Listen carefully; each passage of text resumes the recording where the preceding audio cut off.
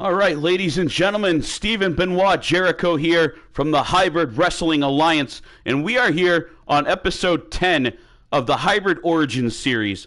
For those that don't know what the Hybrid Origins series is, it's a deep delve podcast into the backstory, the background, the little bit nitty-gritty components to your favorite eFed superstars.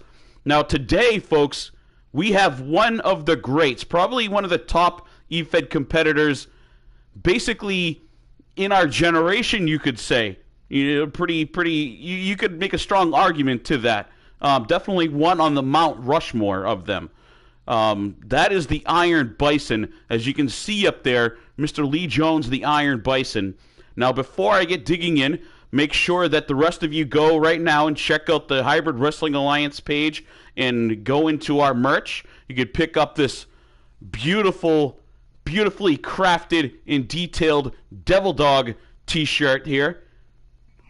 I got mine for free. We're sending one over to Lee Jones just for participating. His is going to be a little bit bigger than mine, but make sure you check them out and get yours today.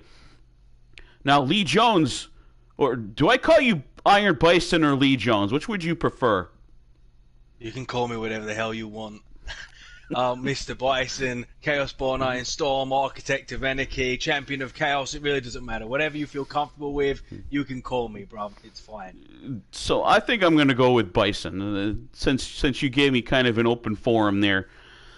So before we dig in to who the Iron Bison is for everyone, let's get into this open challenge that you issued to the HWA Uprising roster.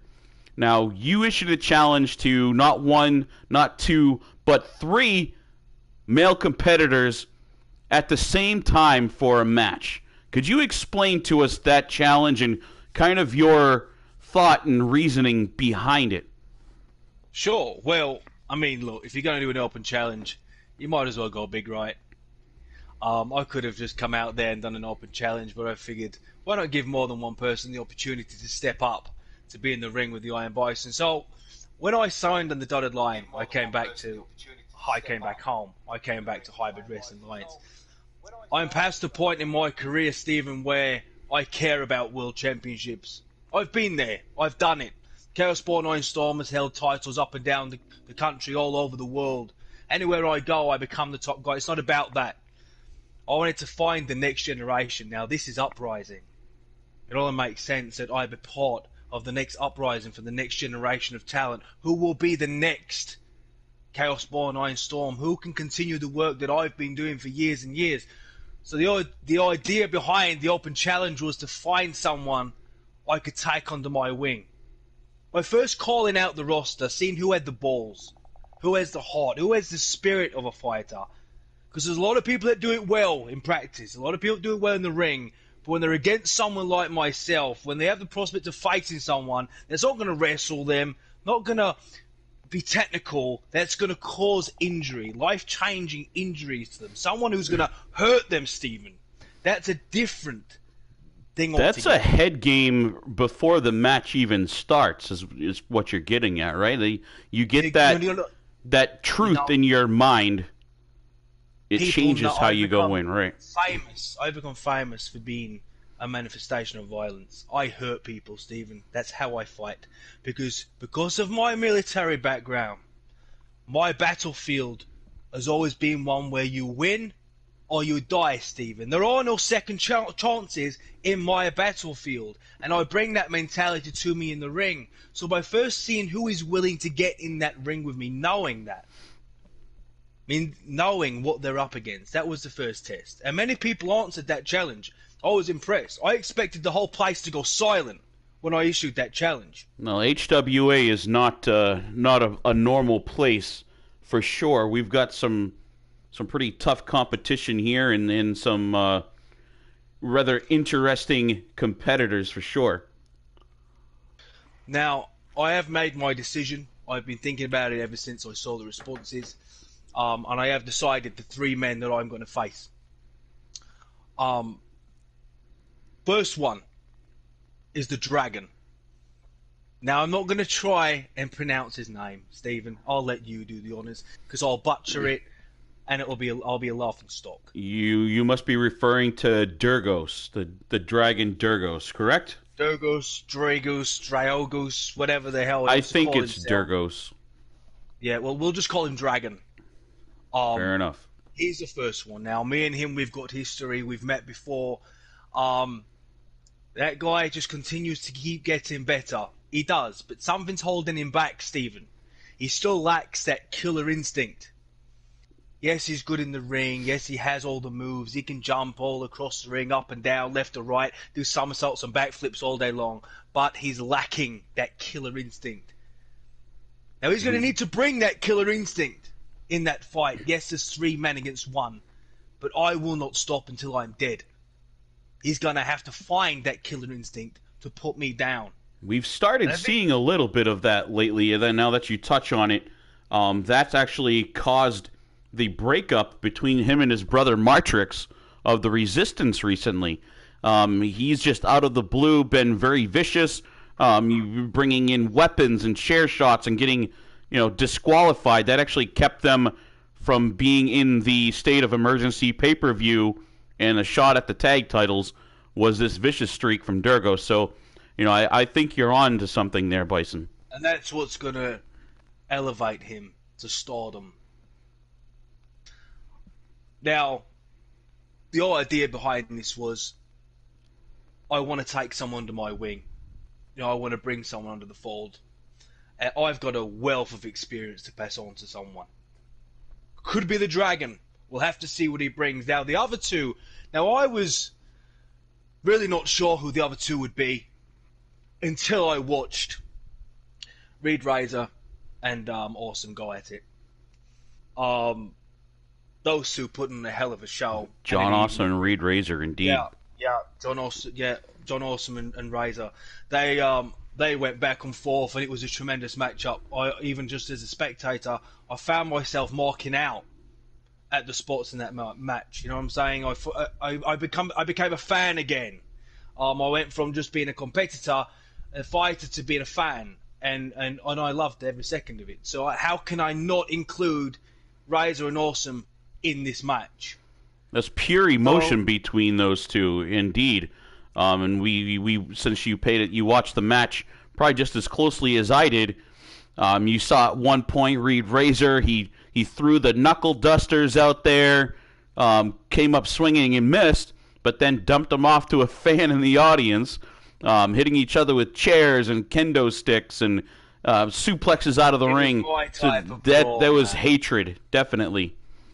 And what I'm interested to see is I want to see how Razor and Awesome, how they can team up after that match. How can they be on the same team after that match? How can they unite against a common enemy in that match? We tried that. We tried that, Bison, and it imploded on us. It fell apart before the match started. If they are not unified against me, I will end their fucking career. If they stand in that ring and they are not 100% on the same page, I'm telling you right here, right now, neither of them will ever walk again. So they're going to need to be on the same page. They're going to need to show versatility when it counts.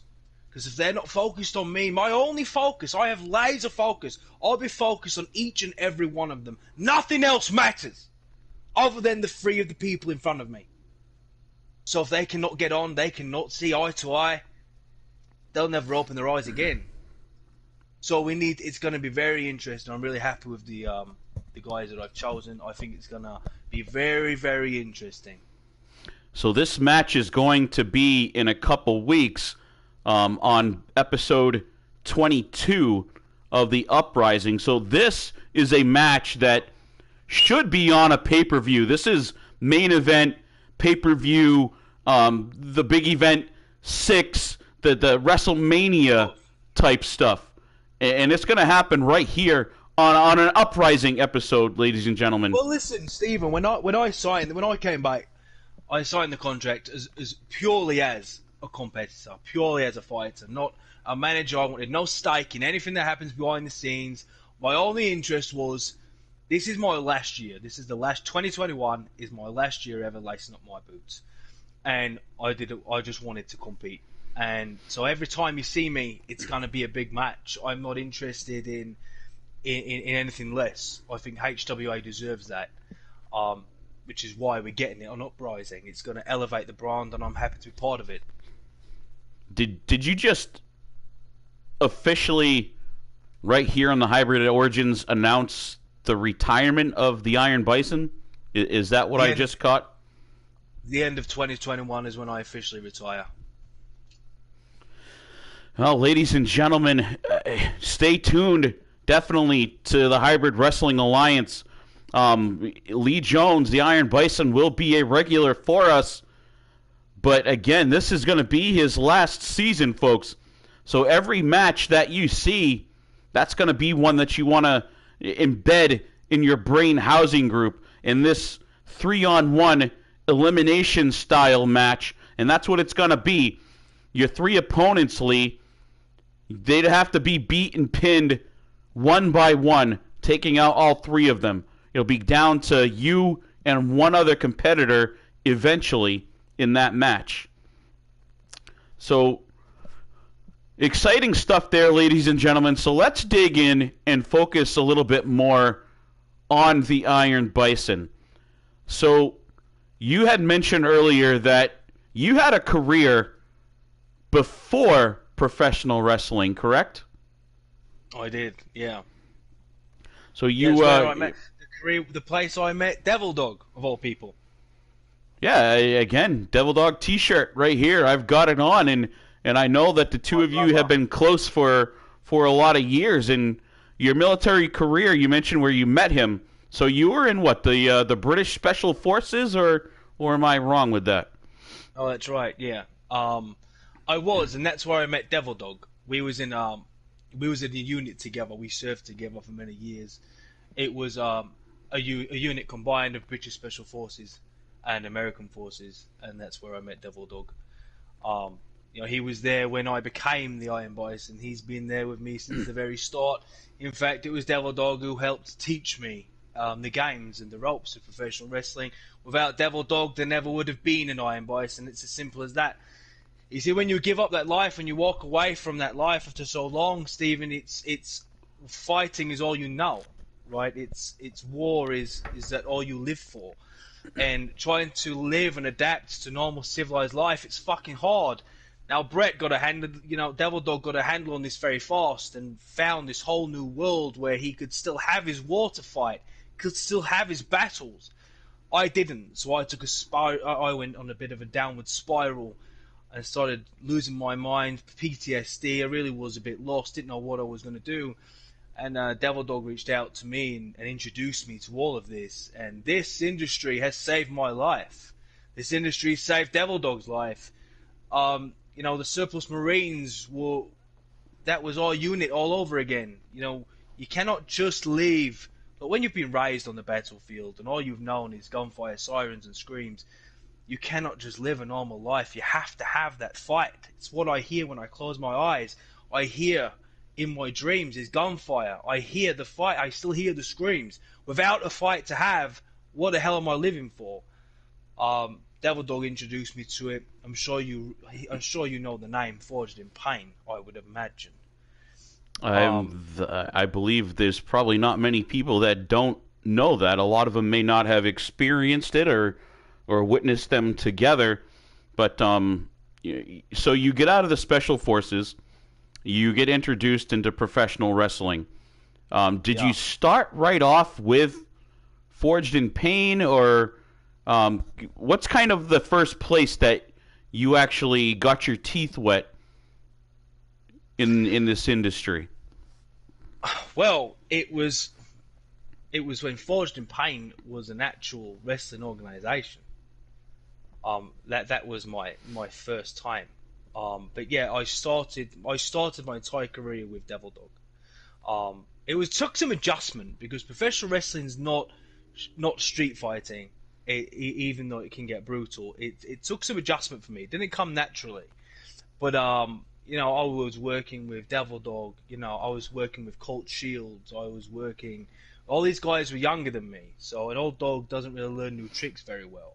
And it's But funny how you mentioned Colt Shields because kind of going down the line, Colt Shields and Devil Dog grew up together in an orphanage when Colt lost his parents here during a vacation car crash. Grew up in the same orphanage as Devil Dog. Colt Shields actually got into wrestling at a young age. Devil Dog went in the military. That's where you guys' story starts. When you and Devil Dog got out near the same time, Colt grabbed Devil Dog and brought him into wrestling. And it looks like, Devil Dog did the same for you because of how it helped him. It's just kind of cool to me, that chain of events here that ties you guys together. Devil Dog was able to take my close quarter combat style, which I was very, very proficient at, and really hone it into a very aggressive, powerhouse, strong style sort of mashup. And the tutelage of Colt and Brett really made me quite indestructible for quite some time. Like, I really took to this game very quick. But again, it's that forged in pain mentality. When you've suffered so much pain, you become stronger. And that was an ideology we all understood. Very few people could ever possess that. It's very unique. Most people, when they start to feel like they're in danger, their natural instinct is to get out of the danger, right? It's fight or flight. Most people would choose flight when they feel like their life is in danger, but it becomes instilled into your very DNA that flight doesn't exist. Your only option is to fight. And when you take that into professional wrestling, you become very, very difficult to deal with. Look at all the people. Look at Colt Shields' career. Look at Devil Dog's career. Look at Caleb Shaw's career. We're all part of MRT. We're all part of FIP, Forged in Pain. It's that mentality which has caused all these people to be as successful as they are. Without that mentality, it doesn't matter what you learn, who you train with, where you're schooled. Without that mentality, you'll never be the best. You'll never be the top guy. You'll never be the one that everyone fears. You'll never be that good. Because you need to have the mental capacity to carry forward your physical attributes. And not many people have it. I have it. Devil Dog has it. So I keep hearing all this talk, and like you say, I'm not on the same brainwave as you guys are. But as far as I know, as far as the EFED world knows, the faction of Forged in Pain has been dismantled. You guys all have gone your separate ways. I see you guys fighting often. You and Caleb Shaw going back and forth. And then I see in other areas, I see Devil Dog tag teaming with Colt Shields and then tag teaming with you recently in XCW. Yeah. It's all kind of confusing to me, and maybe the rest of the world too. The brothers not fight. Does family not fight? They fight all the time. We're all bonded by blood. Good point. Brothers do fight, and some of their fights are nastier than others. Yeah. Listen, okay. We've spent the whole time. Do you remember the amount of times me and Caleb Shaw have beaten each other almost into an early grave? Do you not think me and Devil Dog smash each other's heads in on a regular basis? We do it all the time. When you get all these very alpha omega type characters together, personalities together, something's got to give. We're all very prideful. Look, if the cameras could have been rolling, some of the battles we've had behind the scenes have become legendary. I imagine it gets kind of funny at times. Devil Dog, he's definitely, you talk about the Iron Bison and Caleb Shaw and Colt Shields, Devil Dog is definitely the runt of the litter. He's even smaller than Michael Blaze. So it's just kind of, still cool to me seeing him, a man that's very much smaller than all of you. Some of you look at him as kind of the leader of Forged in Pain. When the world sees the rest of you as more of alphas, and he's kind of a mouthy, little guy. Definitely good skills, but that's just kind of a juggernaut, man. He's an analytical assassin. Is Devil Dog. He is the glue that holds the unit together. And yeah, it's true. Look, we all went our separate ways, right?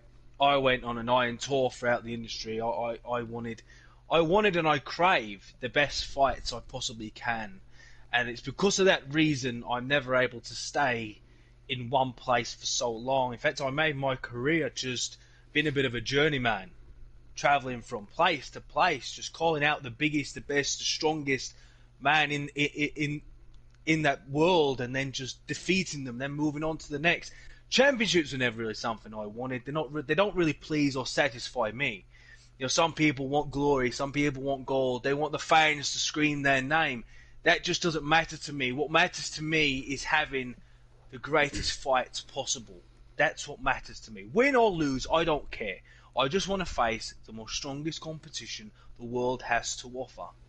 So I've heard you say time and time again, because I've always followed your career everywhere you've gone, time and time again, there's a sort of a phrase that you say.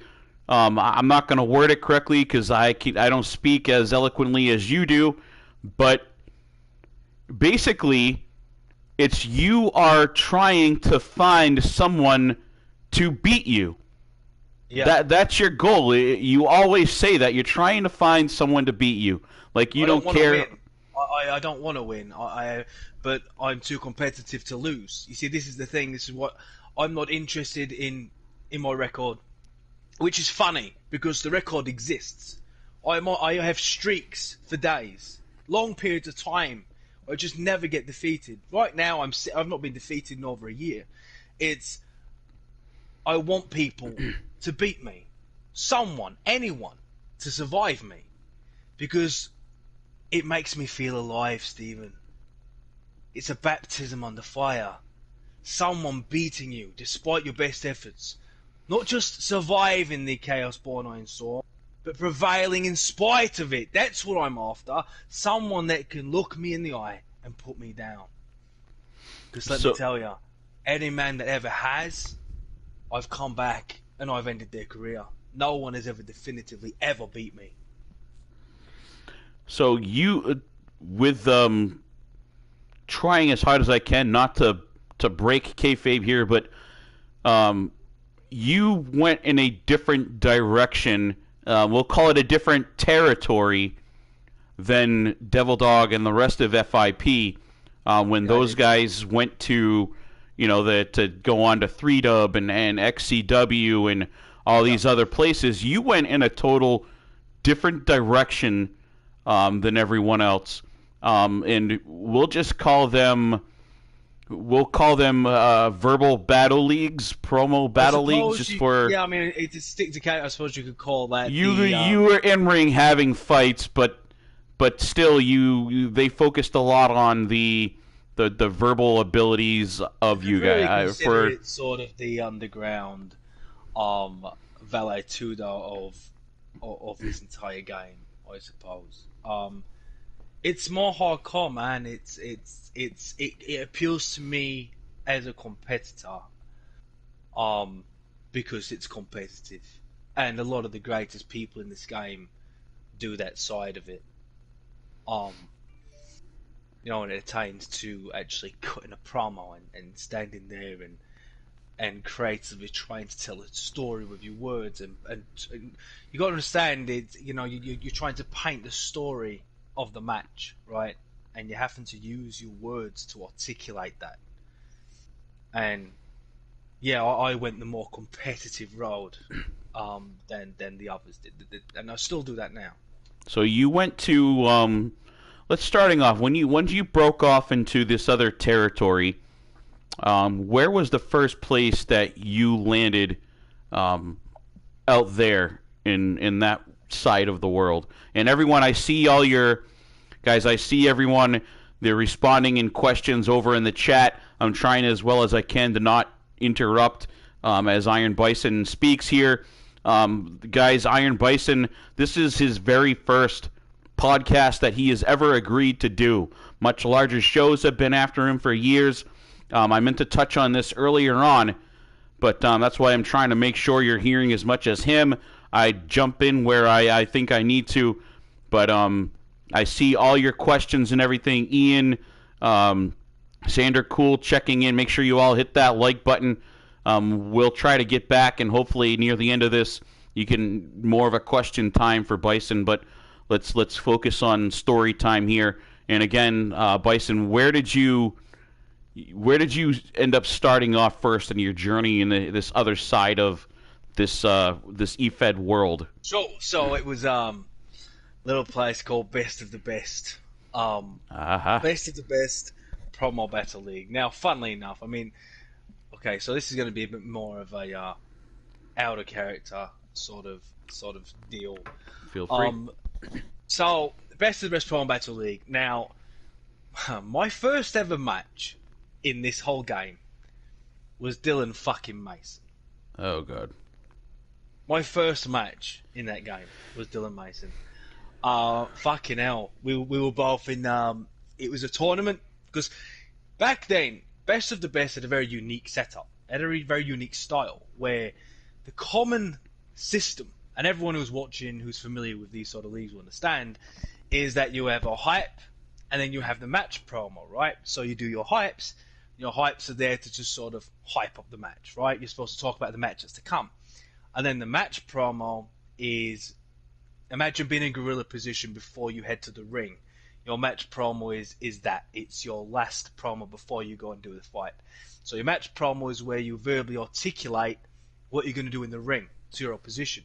Now, Best of the Best had a very unique format. It wasn't like that at all. It was basically a promo battle. So you would have rounds. So you'd have 3 rounds. And the whole idea was that you meant to rebuttal each other. And then you was judged based on your ability to rebuttal. So I was in Best of the Best. I ended up winning. I beat Dylan Mason. I won the tournament. I became the Best of the Best champion.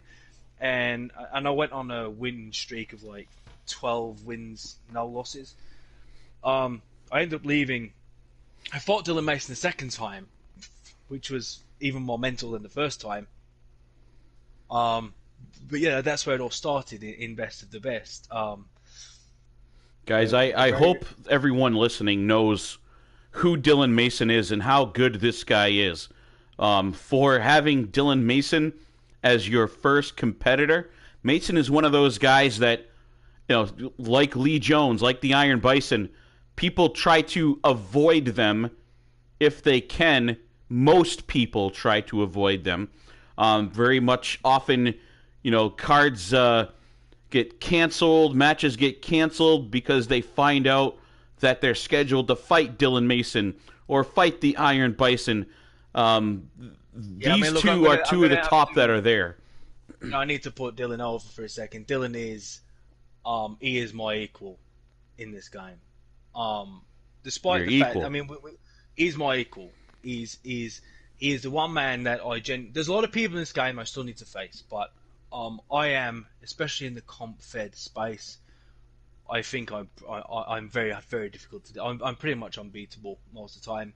But Dylan Mason is my equal. I mean, we just had a match in OEW, a champion versus champion, streak versus streak match. Now, what is OEW, real quick? That way everyone hears the full name. OEW is Outcast Elite Wrestling. So Best of the Best, it's what Best of the Best used to be. Best of the Best was rebranded and turned into OEW, and me and Mason fought each other again. But obviously, years down the line, after we've both improved and evolved so much, and the match we put on, I don't think you'll ever see a match anywhere close to that caliber again. Is there an archive where new fans that are just getting into this, or possibly people that don't follow OEW, is there a place that they can go to see and relive some of these matches that you talk about? Not in the way it should be set up. I mean, you have to sort of go into the league and then just search the names. But I do have a guy who's working on a highlight reel for the Mason match. It was that good of a match that I wanted it immortalizing, so that when I retire, it's something I can always look back on. That match is a perfect example of storytelling, of how to promo, how two guys of that elite caliber can go back and forth and create something special. It was a real honor. I mean, I picked up the win, but it really was anyone's fucking match. I mean, he pushed me. I've never been pushed that hard, and I don't think I'll ever be pushed that hard again. Now, I've been asked several times to come in and try to judge some of these battles that you guys have, and it intimidates me. I sit there and I have no idea. I would basically just flip a coin You do well. most of the time you guys fight. Man. It's you do well at it. It's just simple. Just get the basics right. You know, I mentor a lot of people behind the scenes. There's a ton of people that I help behind the scenes, and it's simple, man. When you get the basics down, make sure you're keeping eye contact with the camera is a big deal. Because if you're looking through the lens and you're looking at your opposition, you're looking at the judges, it makes everything you say sound more believable. Like if your eyes are everywhere and you're not looking at the lens, then it's just nothing you say sounds like it's ringing true. But it's just getting the basics right. Your body language, just sound like you believe what you say. Once you've done that, most of the hard work's done. So I'm hoping that the hybrid roster is listening to these words of advice. So the Iron Bison, most of the time when you see him, you're in the ring and you're standing across and you're feeling like you're about to get run over by a locomotive. But then you have the Iron Bison offering out little tidbits of information that you need to be listening to. That way, next time you're standing across from him, maybe you remember a couple of these, because that's what the Iron Bison's going to do to you. So pay attention. And exactly, James Black says the confidence is key. That's kind of one of those matches that I have always wanted to see. James Black staying more towards our side of things, but I've always felt that James Black, could have very well jumped over to your side of the business. Man, and it's actually a fucking shame that he hasn't, because there's a whole world out there that is without James Black, and I think that's a fucking crime. But he's right. Confidence is key. Look, if you're trying to sell completely out of character, right? If you're trying to sell a gimmick, you're trying to sell a character, you need to sound like you believe what you say. If you're not confident in the character, then it's never going to be believable, and it's just going to fall flat. I mean, there's so many dark characters, man, and it drives me mad, because people never stop and ask themselves, why is the character this way? No one's just evil because they're evil. If you're wearing a mask and you're trying to present this dark character, I think people need to get a pen and ask themselves one question: why? If you cannot answer why this person is like this, then you don't even understand the character that you're trying to make me understand. You know what I'm saying? Like, you just described what this podcast is right there with those few little lines, Bison. You just described what this whole podcast is about. The hybrid origins. I want people to bring light to exactly what you are saying right now. That's the whole point behind this. People need to understand that you need to bring your character to life, right? When I stand there and I'm the Iron Bison, I'm presenting myself as an ex-special forces with PTSD. I can go, and everything I do, I back up with everything that I say. It's believable. I'm presenting myself as this force of nature. I'm staring into the lens, and I'm staring at my opposition by doing it. And everything I say is believable. I'm not just saying, there's no point me just saying I'm evil and I'm going to do this and do that without knowing why. Everything I say, there's a reason to it. I usually refer to it as, when I'm in, again, breaking kayfabe, when I'm in the devil dog persona, I always sort of make a reference to, the stories have got to be deeper. This isn't just seeing who has the bigger dick, because I'm always going to win. It's kind of, not just two people trying to see who has the bigger dick. You're getting deeper with it. You're reaching into, what makes your character, right? Just have a reason, man. Like, if your character's going to be a bit unhinged and a bit twisted, have a fucking reason. We're all human beings, right? Sometimes when I do the Iron Bison stuff, I have a darker side to the Bison character, which I experiment with sometimes. But the conduit, the catalyst for that darker character is all the horrors that I've seen. They've twisted me and made me that way. But you're human. Yeah, on mute. If you cannot present the reason why people they're not just. If there's a reason why someone would fall to darkness, explore that, present that. Don't just come on there and call yourself Satan and say you're the devil because it sounds fucking stupid and dumb. You know, explain it. You know what I'm saying? We're humans, be dark. right? You can be dark just by altering the tone in your voice. It doesn't. You don't need to be all dramatic about it. You can portray darkness by just actually being sad, by showing sorrow, by showing a human side. You can be dark. It doesn't all need to be wearing a mask and being some psycho killer.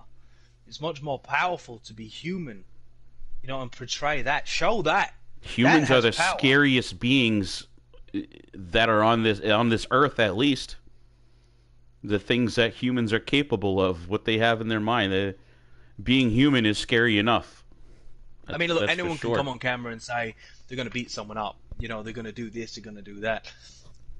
What makes a promo good or not is it's how you deliver it. It's all about the fucking delivery, man. It's all about how you act. Look, Dylan Mason's as good as he is because one, he can just recreate himself like no one else on the planet.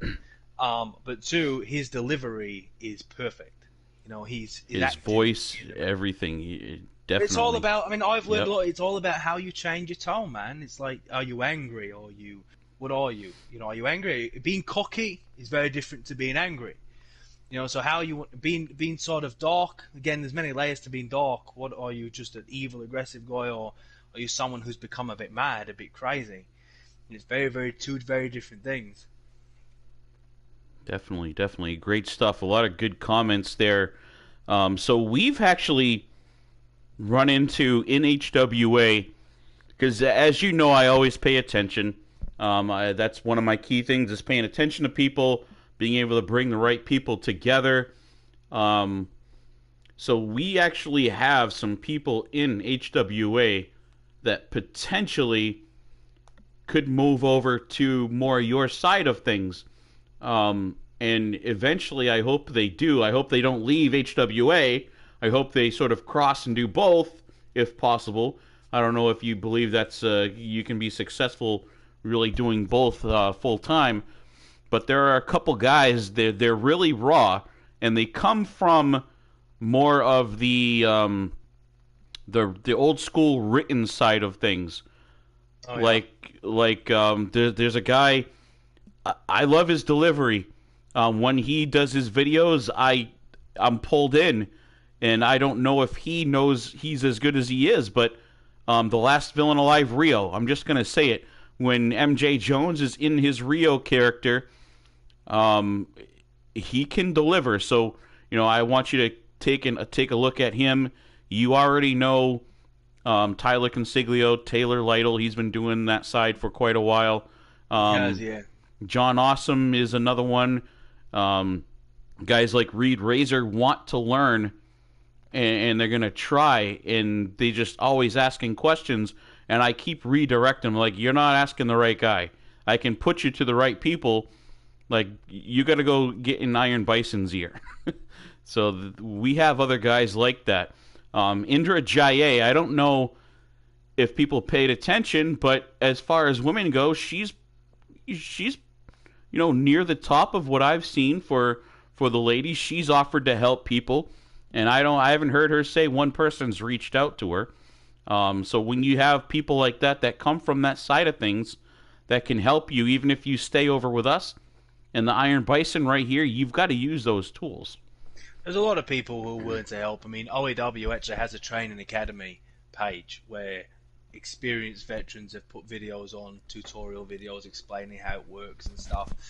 I think what confuses a lot of people is, like, people get confused as to what the judges are looking for. It's very different going from like a free dub to a place where you have a panel of judges who are going to basically just analytically break down your promo work. But like your said, pride is going to hurt your feelings when you hear some of this stuff. I mean, this is an issue which affects everyone, even guys at the very top.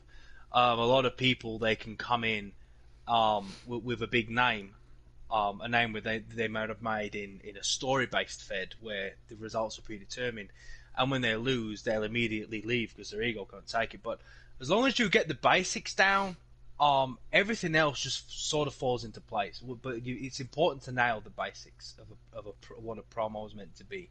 It's just little details, man. Like just making sure you don't have like just for example, say if you're trying to portray a dark character, but you've left the TV on, and in the background you can just see like some nonsense on the TV. It just breaks that cartoon playing or something like you know that. What I'm saying? Yep.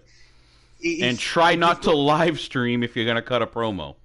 Don't ever do them live. Don't cut like, it live. Fucking hell, bruv. Like, I've never, ever would I ever. I mean, listen. What people don't realize is, let me give you a peek behind the curtain. Like, people always ask me, "Oh, how is it that?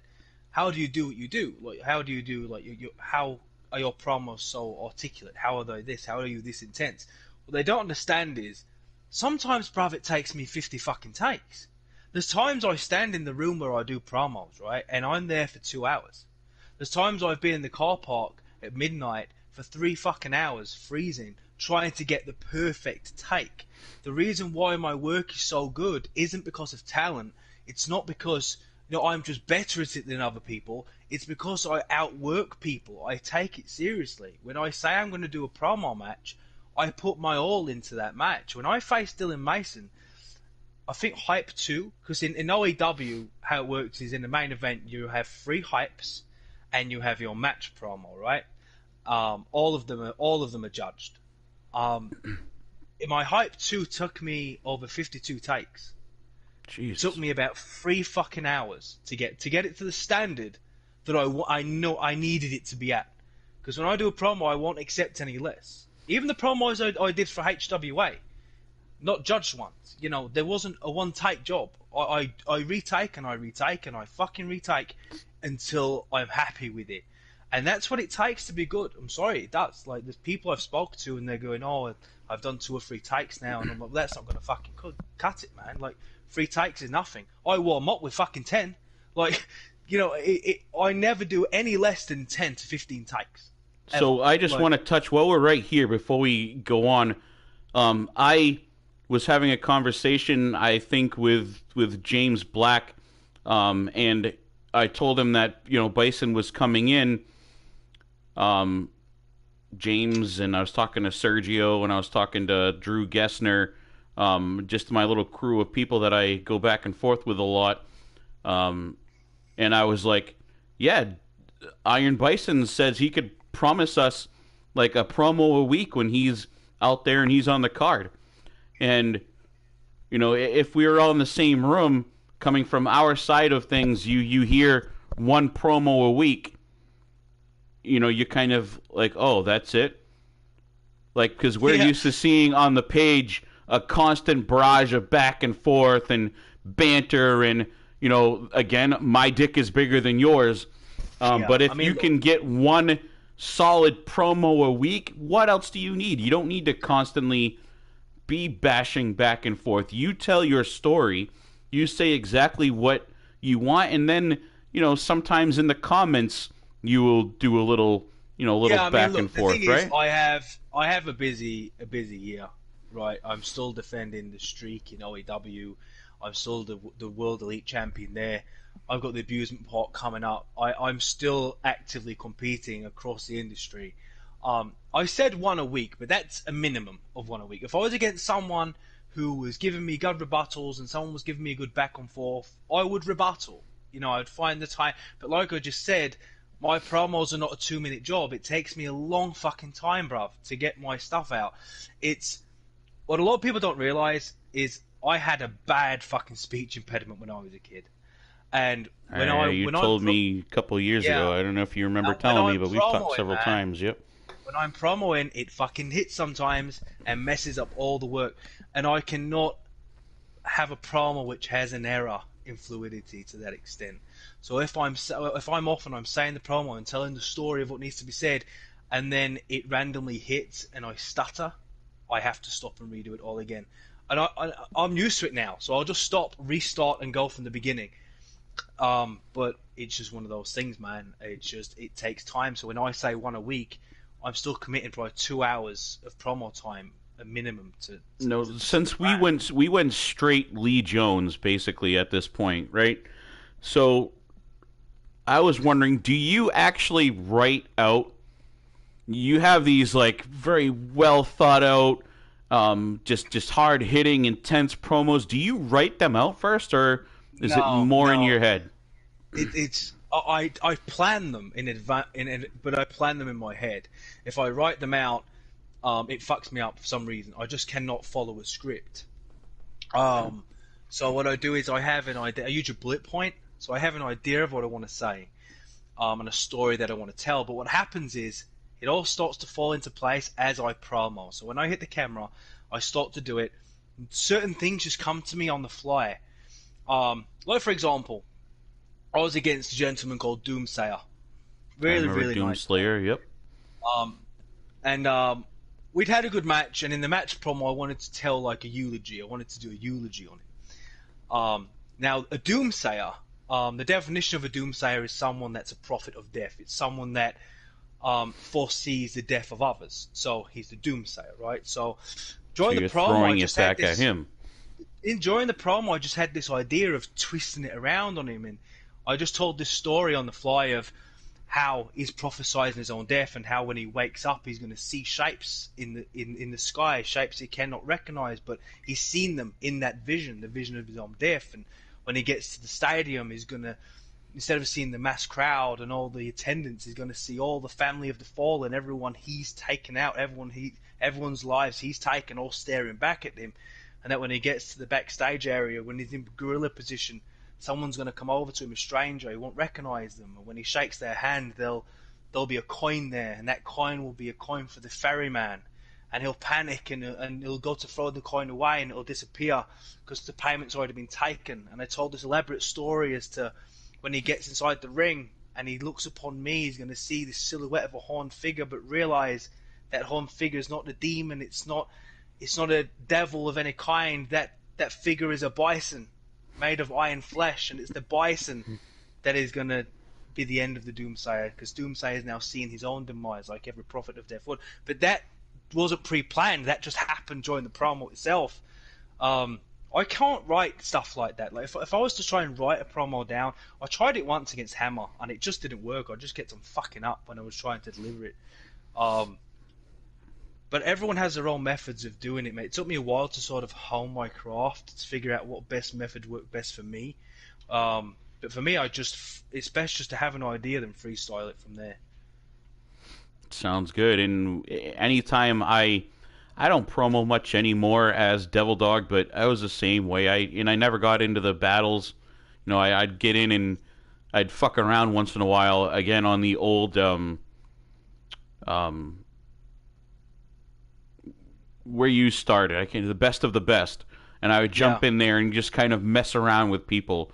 And then I had the Iron Bison one, and then I jumped in making fun of some Mulinex guy. I was pretending I was him, and then I grabbed dolls, and I was, I thought I won to battle one time, and I grabbed dolls, and the other guy I was facing basically just had nothing. So I basically beat him real quick with a couple of my kids' dolls, and just improving and just using your imagination. It plays well. Usually it's just great. turning what people say or turning their name against them is always a good way to sort of get the upper hand. Like I was against another guy from my neck of the woods called Grant Miller. Now Grant Miller's he calls himself the Megalodon in the Sea of Wrestling. So in my promo against him, I made the point of saying, I'm not a Megalodon. I'm not the Kraken or the Leviathan. That I am Poseidon, and in this ocean we call professional wrestling, I am the Lord. So sort of twisting people's names against them is a very good way to gain the upper hand as well. Mm-hmm. Yeah, because you're like, oh fuck, you one up somebody, and sometimes it throws them off, right? Yeah. So they're not sure what to come back with. Yep. But you should definitely do it, man. You should jump in this side, and you'd be good at it. For some reasons, like there's certain talents that, I mean, I know Corey Heck, he does both. Corey Heck's a fucking assassin, bro. Like Corey Heck is fucking great. He really is. I'm more SBJ nowadays. I have a hard time even getting into character for you responding to people. They use my character in my Devil Dog character in other leagues, and I have a hard time even like finding motivation and even getting in Yeah. Devil Dog even here in HWA. Like I don't even know what to do with him half I the do, time. man. There's times I just don't know what to fucking to say anymore. I'm like, how many times can you detail the absolute demise of another human being before you start to repeat yourself? You know, Hmm. even I've. This is why I'm retiring this year, right? I've done it. I've done all I wanted to do. Like everyone I sort of wanted to beat, I've beat. There's a few top guys in the industry I want to face still. Who's left? I definitely want to get in there. Who's left that? I mean, you fought guys like you were in what the Arts of Wrestling for a while, right? Yeah, yeah, Like yeah. Well, Scott Chambers and those guys, and yeah, I thought. Yeah, I mean, Ethan Carnage is a guy I really want to face. You may not know him. He's one of the best in the world at this. There's Dave Barron I'd really like to face. Corey Heck as well. Me and him have never had the privilege of going at it one-on-one. Um, there's Johnny Christ, Zaki Monster. There's still plenty of people that I've not had the chance to do this with yet. is that what For this whatever year's reason, gonna be? yeah, this reason is me trying just to face the people I respect the most, and then call it a day, win, lose or draw. I'm feeling in pretty good form right now. I'm feeling pretty confident. I think I'm at the top. I think I'm at the best I'm ever going to be right now.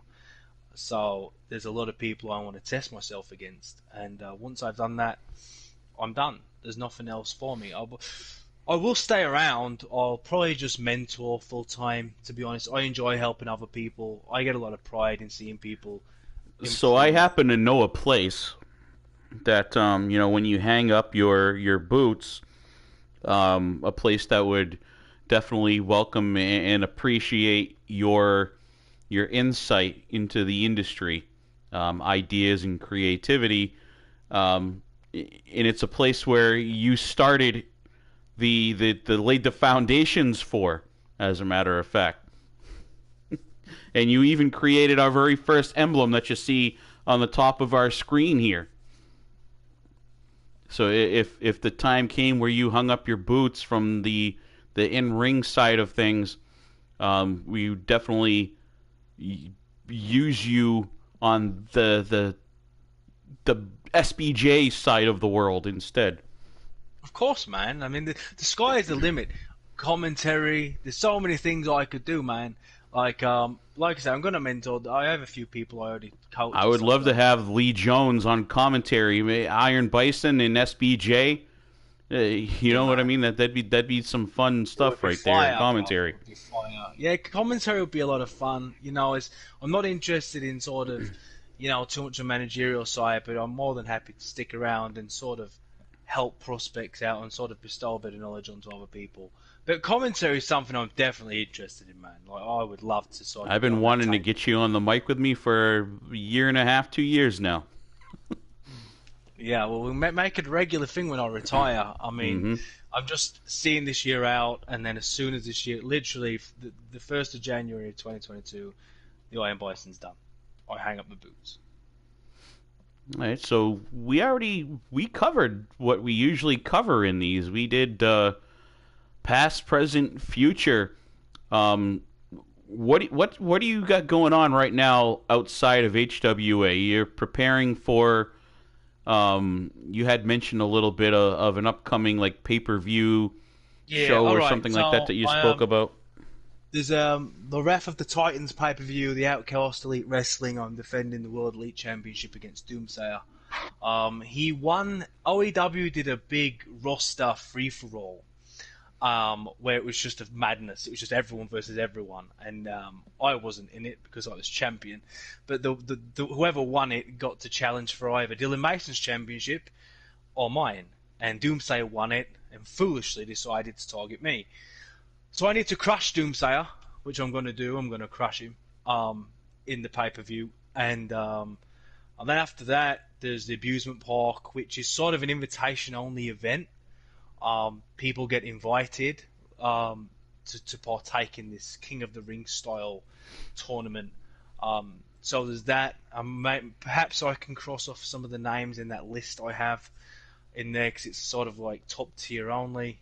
There's also the King of the Ring in OEW, where next week is the quarterfinals. where, funnily enough, I'll either be facing Tyler Consiglione or Simply Joe, because he's facing Simply Joe this week, and the winner of that match goes to face me next week. No, Taylor Lytle hasn't mentioned anything about that. I guess he tries to keep it separated, but he's definitely a good guy. He I don't know if you know him that well, but he's in my PMs a lot. He actually sends me clips of promos and things like that, asking my opinion on things. It's kind of cool. Because I've never taken this very seriously, but I have all kinds of people writing to me and sending me stuff all the time and asking my opinion. It's kind of humbling. But so look, you said that some people had some questions. You can feel free to fire some my way.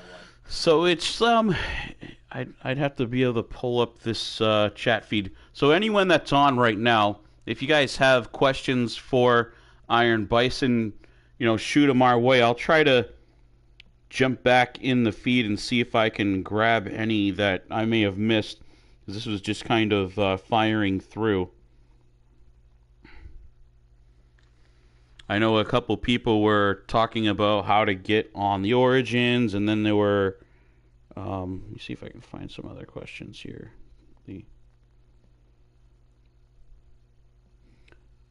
Are there any other companies that the Iron Bison wants to step in the ring for? That's coming from CSWA. I think he's referring to more of like our sort of style EFED. You know what? I've been sort of out of that of that side of it for so long that I'm out of touch with it. So I'm not sure. I don't even really know what's out there. Other than, obviously, my natural instinct was just to come home, right? Come to HWA. So I don't know. At the minute, I'm quite happy and content just being in HWA, because I don't want to spread myself too thin. I don't want to be in a situation where, oh shit, I've got to do this for HWA, and then I've got to do this for Freedom or this for whoever. I sort of want to deliver quality work, and the more work I take on, the more the quality suffers. So I tell that to a lot of people, and Sander just asked a question too, but I've said the same thing that you just said to Sander Cool and to other people, because I fell into it myself. As Devil Dog, I was all over the place, and then that led to me just, not really wanting. I couldn't follow the stories. I feel bad because I want to put out the promos for these friends' companies, and these friends have guys that are in my company, and if I don't promo for them, why should they promo for me? And it just becomes, this weird cycle. And then I don't want to miss this because it's scrolling up. But another question coming up after you hit your point is, who does Bison see as the future of EFED? I don't know if you'll be able to answer that because you've been out of touch with EFED. Oh, well, EFED, okay. So, I mean, touching on what you just said about being in too many places, fucking hell, I fell into that trap. I was once in about 15 fucking EFEDs. And there was a time, I remember I had about 12 promos I had to do in one day, and I was like, what the fuck am I doing, man? Like, it was you can't keep up with it. And then it does. You mentioned watered down. It definitely takes away from your quality. Like, you've got to pick. I told, again, referring to Sander, because we have chats all the time. I suggested to him that he pick 3, and then maybe do another job in one or something if you have a friend. It's too much, man. It's like, look, in OAW, I know I'm facing Advance, and I sort of can plan in my head, because in OAW it's a whole body of work. It's not just one promo, so I can sort of plan my promos, and it's if you're in too many places, you just end up repeating yourself. You end up using content from different promos, because how can you be? No one's that creative, man. No one can just think up that many different promos to cut. It's ridiculous. So I would say not quality ones, right? Not quality ones. Definitely not. No. As for that question, the future of EFED, fucking hell. If we're talking, EFED is a broad sort of spectrum, including everything. let's roll it. I don't know. Let's roll it back to maybe we'll section it. So more my style of things, HWA style of things. Are there any people you've been noticing? And it's probably a harder question for you because you've been out of the loop. But I really like Xander.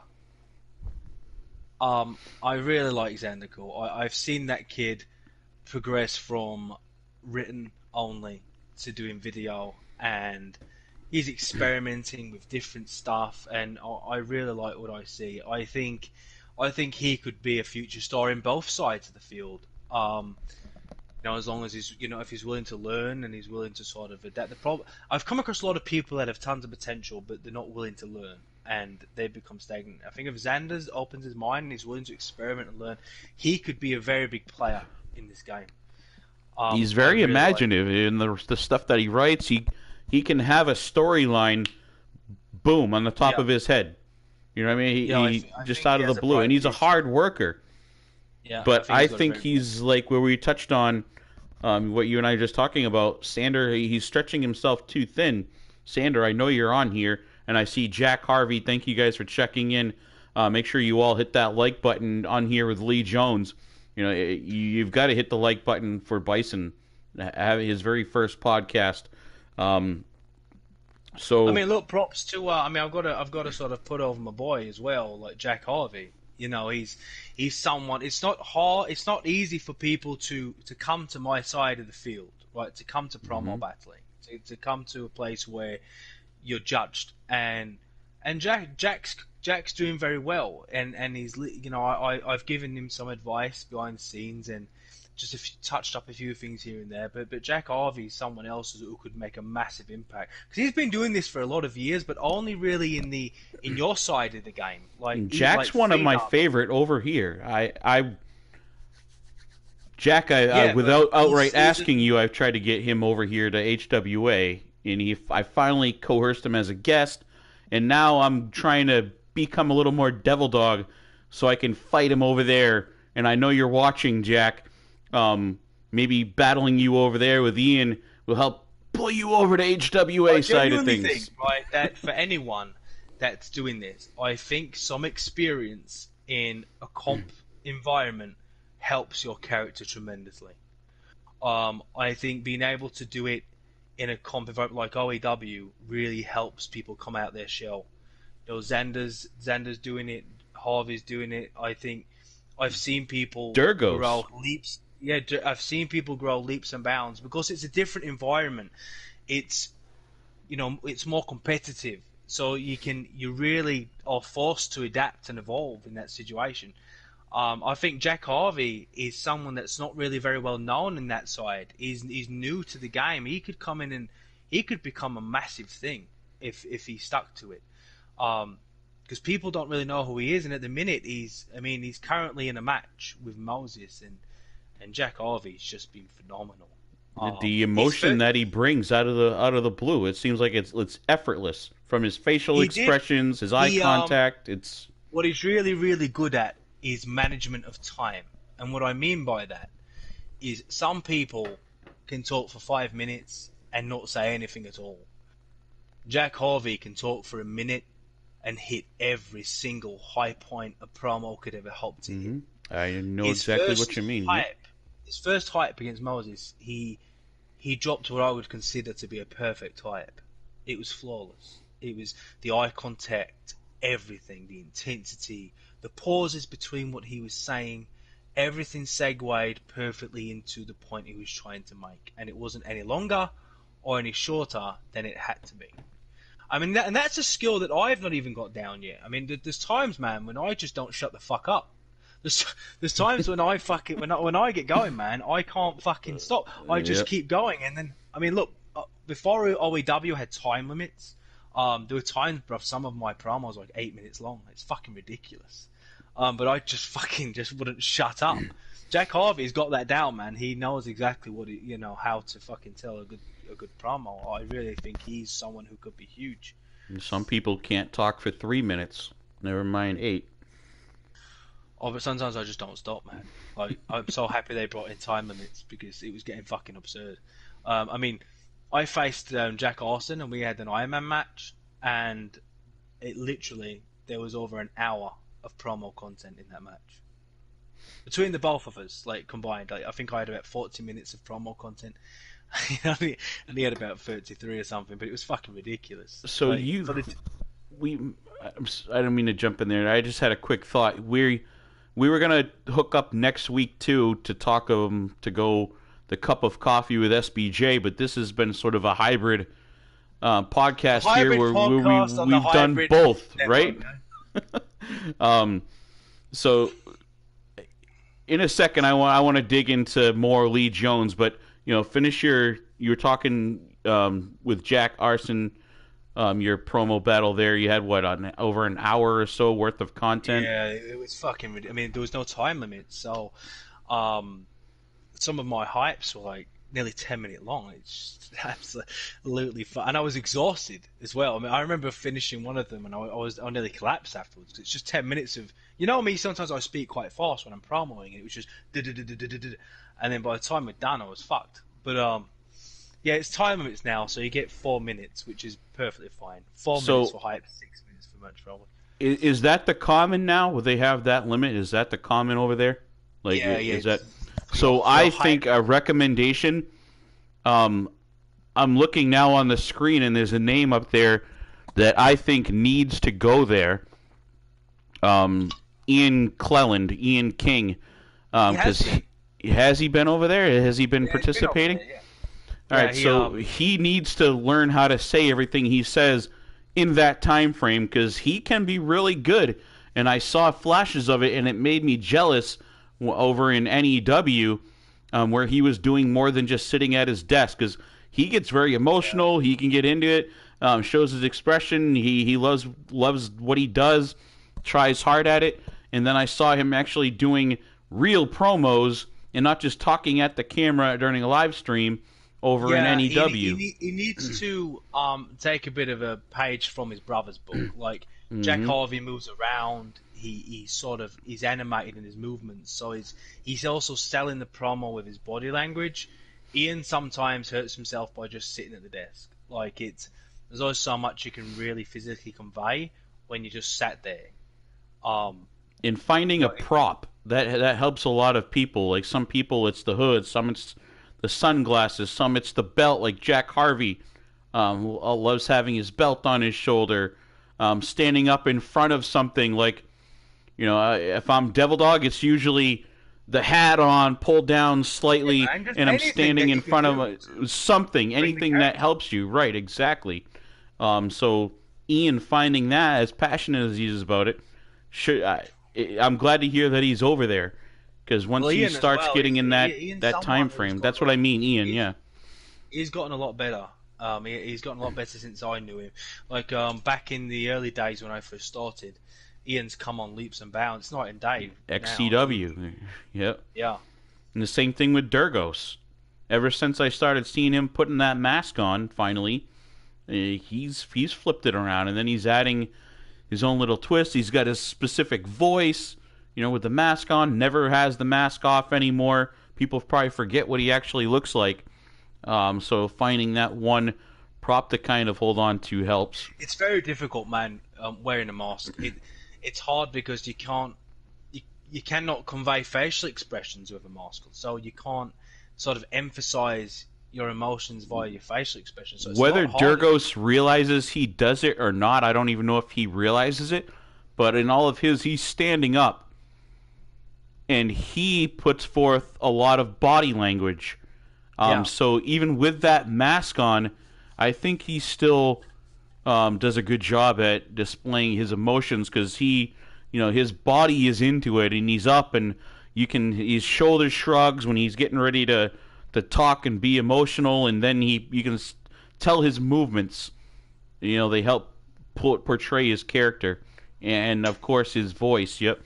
So where I was going, Lee, you have a very creative background, with graphic design background, and you write books, right? Or you had been. I don't know if you have been anymore, but not since this whole fucking lockdown thing, man. I mean, I'm stuck in the house with 4 kids, Mm-hmm. so I don't have the time anymore to sit there and get my head into my writing. But yes, I have, and I do. I used to teach world building, and so for example, you look at something like Game of Thrones, for example, right? Um, what makes Game of Thrones so good is that the world that the story is based in is very believable because there's a lot of depth to it. So people would pay me to world build for them. So I would take their fiction and I would basically pad it out and write all the lore for them. So all the information on the world itself, the towns, the cities, the races, the sort of, like in Game of Thrones, you've got different banners and different holds and houses and stuff. That's all world building. So I specialize in world building. That's probably why I'm creative with my promo stuff. So that's my background, and I've written many things. I've got tons of short stories I've written. I was actually in the process of writing my own fantasy trilogy, but the whole lockdown thing just shot it dead.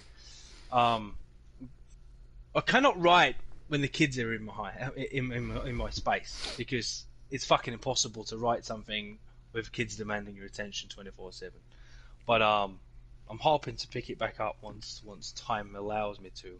So where I was getting at with that, I wanted to kind of use that to segue into, more back into your beginning when I first met you.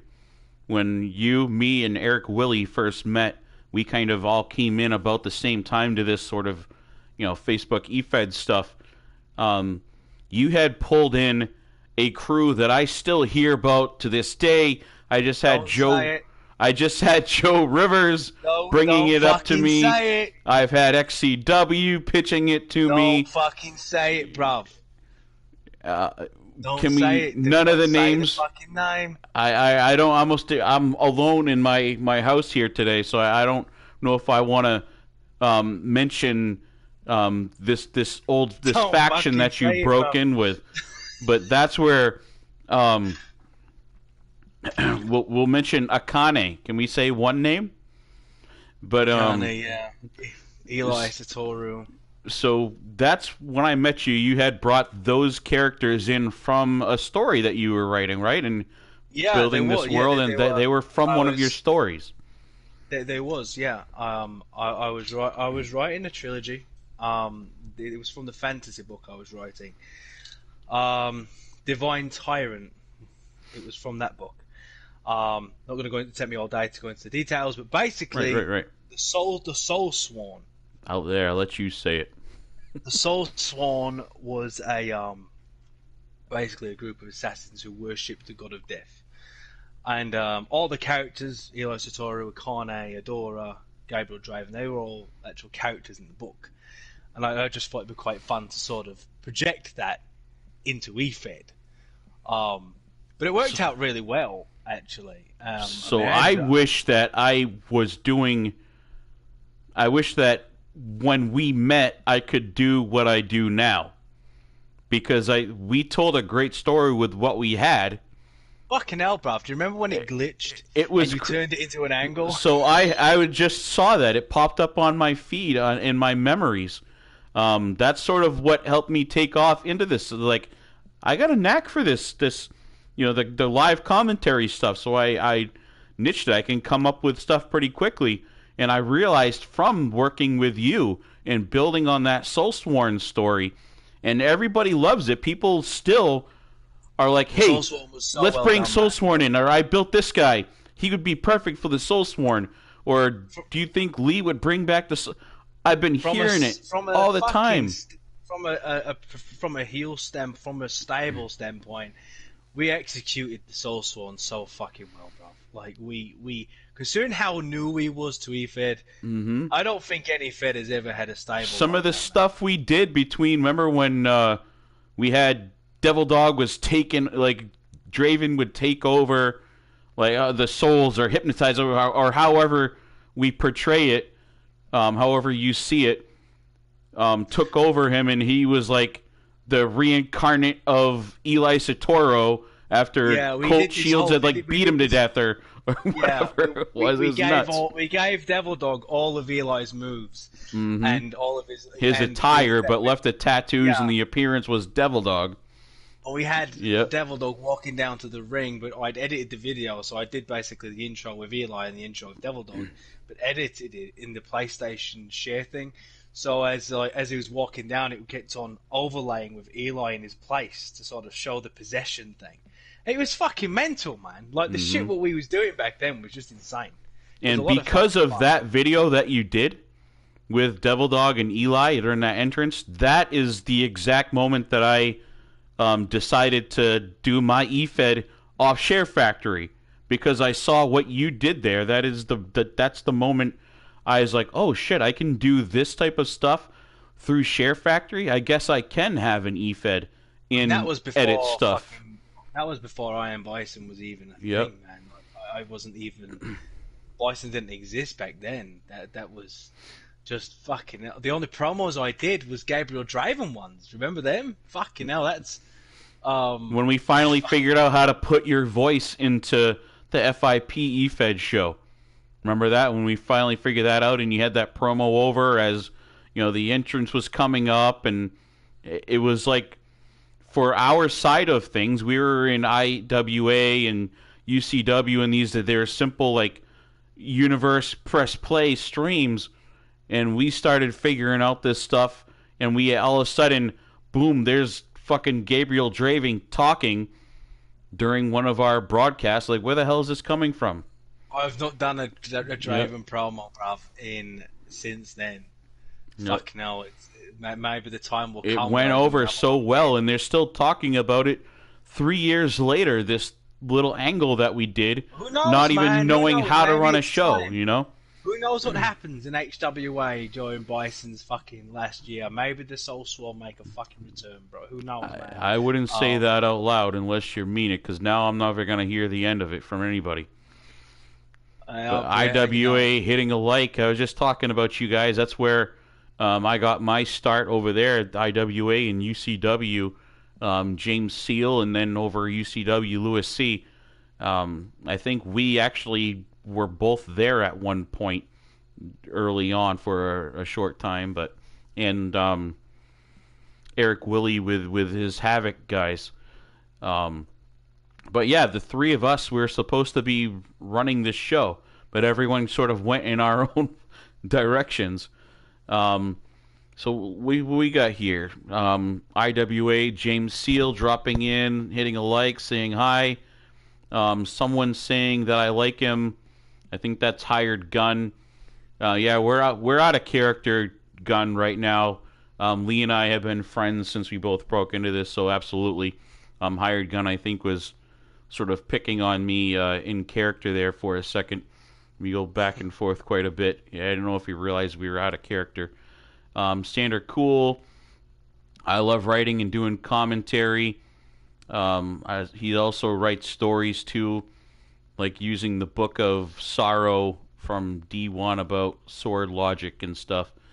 See, I'm not that much of a nerd, so I have no fucking idea what Sander you're talking about. Oh, bro, I'm a fucking massive nerd, man. I know you are. I'm a closet borderline nerd, so this stuff is nerdy for me, but I still do it. This is my guilty pleasure. I do watch, like, I don't know. I've watched The Lord of the Rings once, I think. So Bro, I'm such a fucking I don't nerd. belong in this whole nerddom, so I'm kind of surprised at how well I do with everybody. Because I don't even know what a fucking Harry Potter is, you know what I mean? So all this shit is just kind of... I do watch some Game of Thrones every now and then, but... yeah, I don't know if we had any more questions. We covered just about everything I can think of, unless you have anything specific, but... Let's see if there were any more questions I missed. It's been fun. It's been long overdue, and I'm looking forward to spending my last year with HWA. It's been good, and if Xander ever wants to, hook up with me in DMs and bounce some creative ideas across, so I could always give him some help. A lot of people out there that before you got, I apologize. I keep interrupting you, but every time I hit something, you spike a chain of thought there that I don't want to lose. Um, a lot of people see these in character personalities, and that's all everyone ever sees. Like, you don't know the person behind it is actually a fucking good dude, Right. and if you just write to them behind the scenes, that's where Oh you man, work yeah, the fucking magic. Like, yeah, that's when bro. You you, talk if to the you have a man. Like, feud, exactly, yeah, you have a feud with someone. You guys can work out your feud. If you guys watching, if you hadn't been in 3 dub, sort of what drained me of the last drop of, devil dog creativeness that I've, had at least at this point was a 14-month long feud with James Black. And before that, I didn't know. I know James Black. He was just like badass promo guy, the star maker, the face of 3Dub. And just little by little, I started chatting with him, and we got in, and we sort of became friends behind the scenes, and we developed that whole fucking story with he and I's characters that lasted 14 real it's all time about chemistry, months. bro. It's all about Yeah, chemistry, and 14 real you've got to time work with months each other. that feud went. And You've got to work with each other, man. it's just by reaching out to somebody out of character in your inbox. Don't be doing that shit on my HWA wall. You write on my wall out of character, it's bound to get taken down. But Well, Facebook definitely stops reach it now, out PM. manually. You know what I mean? In character comments now are dead because Facebook just doesn't allow it. But Yeah, we've been I would trying to echo work that. around it as good as we can. Yeah. I'd echo that. Anyone should be talking to their opposition, even in comp space, even at my side of it. I mean, me and Dylan had a competitive match, but we was in each other's DMs and we was working together You to guys are sort close of. friends now. I always see you and I'm chatting Oh with yeah.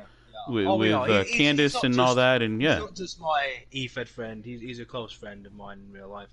Um, he's me and him are very close. We're planning to sort of meet up once this COVID thing happens to fucking go away.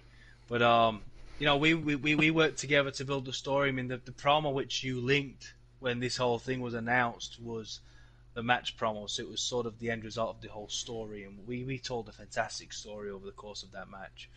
But people should always be, because sometimes you'll say something and people take it to heart, man. They take it personally. It's always Hmm. worth going in someone's inbox and saying, look, I'm going to say this. It's just in character. I don't, it's not.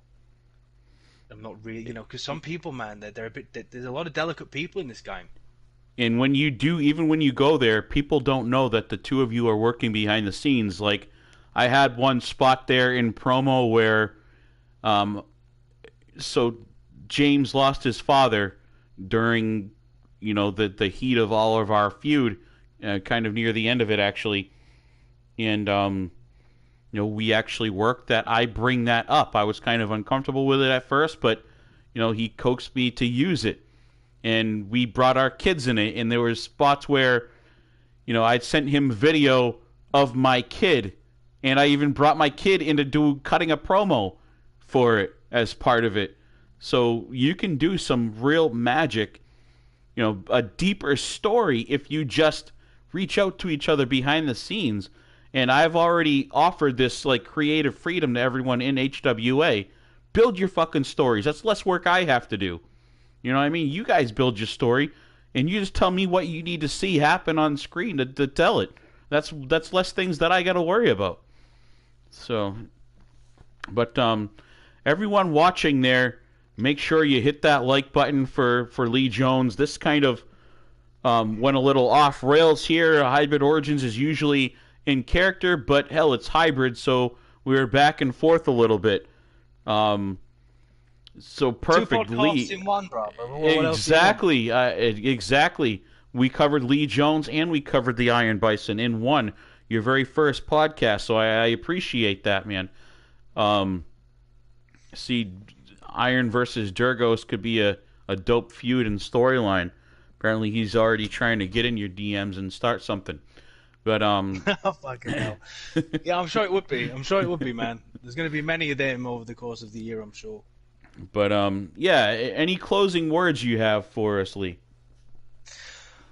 No, man. I think we've pretty much touched on everything I wanted to say. As I said, this is my last year, so let's just make it a fucking good one.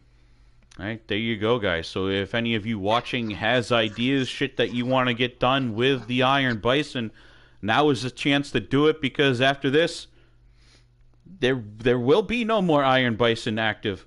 So if you got something to do now for a story, let's hear it.